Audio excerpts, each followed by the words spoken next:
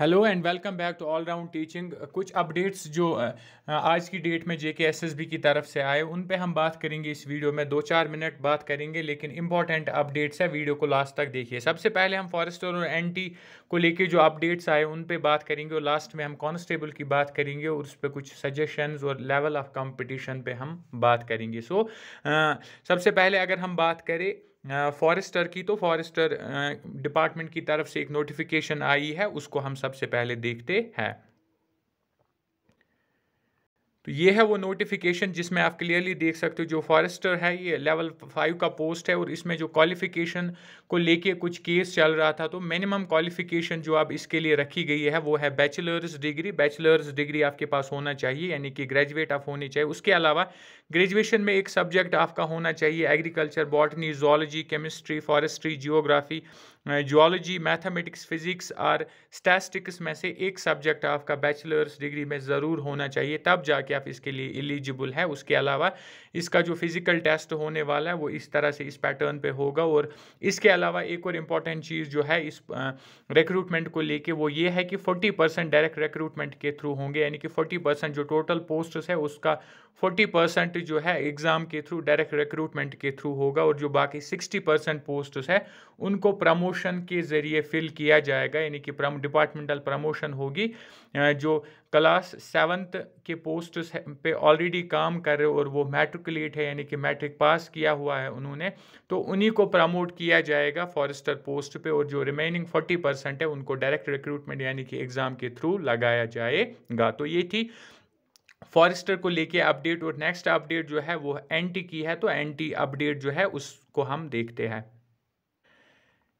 N t को लेके ये अपडेट है कि एनटी के जो नैब तहसीलदार है उसके 58 पोस्ट जो है उनको फाइनली जो है रिक्रूटमेंट के लिए भेजा गया है एसएसबी की तरह, एसएसबी की ओर। 2009 से ये पोस्ट्स वैकेंट पड़े हैं और उनको रेफर किया गया है जेके एसएसबी को, और वो जल्दी फास्ट ट्रैक रिक्रूटमेंट के थ्रू इन 58 पोस्ट्स ऑफ नैब तहसीलदार को फिल करेगा जेके एसएसबी। और इसके लिए भी एग्ज़ाम होगा, लेकिन इसमें उर्दू टेस्ट होगा, जैसे कि पटवारी में उर्दू टेस्ट हुआ था, सेम वे में जो है नैब तहसीलदार में भी उर्दू टेस्ट होगा, और उर्दू टेस्ट को आपको क्वालिफाई करना ही होगा। उसके बाद आप एग्ज़ाम में ओएमआर एग्ज़ाम में बैठ सकते हो, और उसके बाद एग्ज़ाम क्वालिफाई करके आप एनटी पोस्ट को हासिल कर सकते हो। तो फाइनली जितने भी एनटी एस्पिरेंट्स हैं जो काफ़ी टाइम से वेट कर रहे थे उनके लिए गुड न्यूज़ है कि फाइनली 58 पोस्ट्स पे जल्दी एडवर्टीजमेंट आने वाली, और रिक्रूटमेंट जो है फास्ट ट्रैक पे कंप्लीट होगी। लेकिन उर्दू नॉलेज आपको होनी चाहिए, उर्दू टेस्ट आपको पास करना पड़ेगा। इसके बाद जो लास्ट और तीसरी जो अपडेट हमारे पास है वो है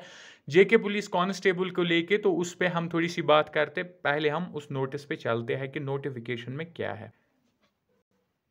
तो पुलिस कांस्टेबल की जो अपडेट है वो ये है कि आप काफ़ी दिनों से देख रहे हो अलग अलग सोशल मीडिया हैंडल्स पे ये पोस्टर्स वायरल हो रहे, इस तरह के पोस्टर्स दिख रहे हैं हमें कि टोटल नंबर ऑफ पोस्ट जो है अगर देखिए हम कांस्टेबल के वो बहुत कम है as compare to number of forms filled. अगर हम टोटल बात करें 2,62,863 फॉर्म्स जो है वो गए हैं कांस्टेबल के लिए, यानी इतने सारे बच्चे हैं जो इस कांस्टेबल एग्ज़ाम में बैठने जा रहे हैं, जिसका कि एग्ज़ाम दिसंबर के पहले दिनों में ही हो रहा है। अगर हम बात करें, अगर हम देखें कितने एस्पायरेंट्स हैं, 2,62,863 बच्चे हैं, और इसको जितने भी कांस्टेबल के एस्पायरेंट्स हैं इस नंबर को देख के वो कहीं ना कहीं डर रहे होंगे, घबरा रहे होंगे कि बहुत सारे बच्चे हैं, कंपटीशन लेवल हाई है, होगा नहीं होगा, पढ़ाई पे असर पड़ रहा होगा। लेकिन यहाँ पे आपको थोड़ी सी अपडेट मैं दूँ, ये जो अराउंड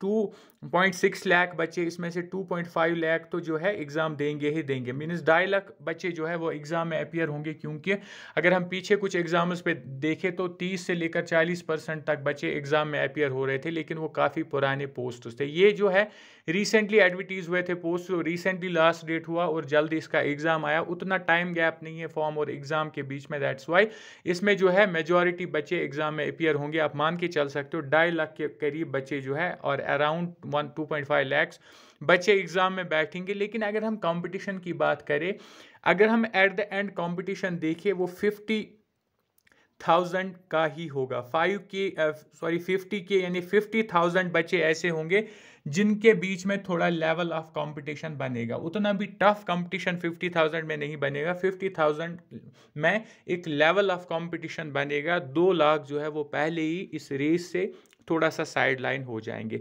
50,000 की बात करें, 50,000 में भी कुछ बच्चे बिजी होंगे, कोई कुछ काम कर रहा होगा, कोई कुछ पढ़ रहा होगा, कोई किसी और चीज़ के साथ होगा।